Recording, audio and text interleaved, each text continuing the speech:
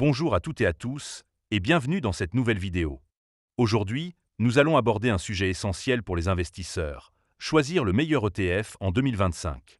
Que vous soyez débutant ou expérimenté, il est crucial de trouver un ETF qui correspond à vos objectifs d'investissement. Mais avant de commencer, petit disclaimer important. Les informations partagées dans cette vidéo sont fournies à titre purement informatif et ne constituent en aucun cas un conseil financier. Je vous encourage vivement à vérifier chaque détail et faire vos propres recherches en complément de cette vidéo. Dans cette vidéo, je vais vous présenter un top 3 des meilleurs ETF pour investir en 2025.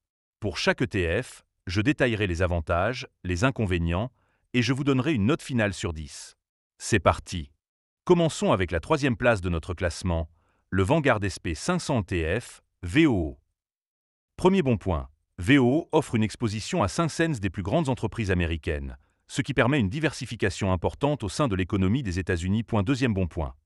Avec un ratio de frais de seulement 0,03%, VOO est l'un des ETF les plus abordables, ce qui maximise les rendements nets pour les investisseurs. Troisième bon point.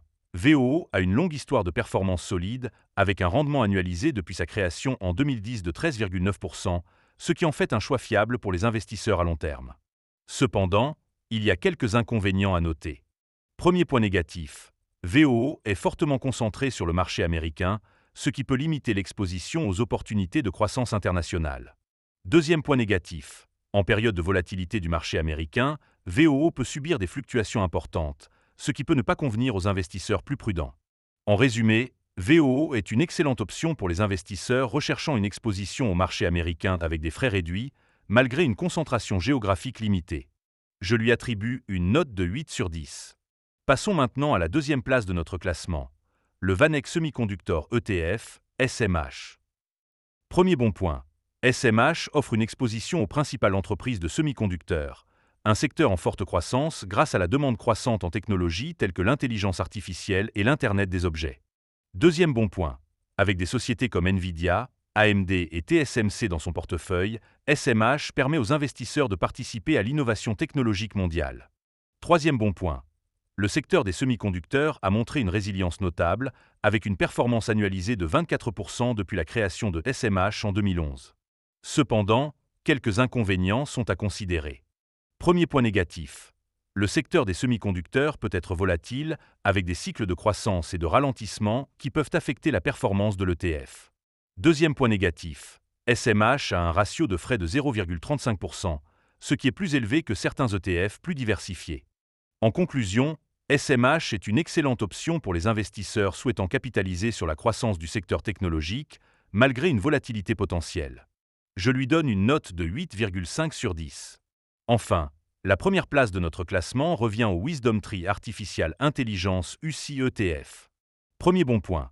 Cet ETF offre une exposition ciblée aux entreprises leaders dans le domaine de l'intelligence artificielle, un secteur en pleine expansion avec un potentiel de croissance significatif. Deuxième bon point.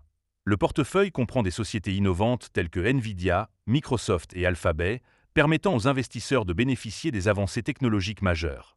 Troisième bon point. Avec une approche ESG, environnementale, sociale et de gouvernance, cet ETF répond aux préoccupations croissantes des investisseurs soucieux de l'impact de leurs placements.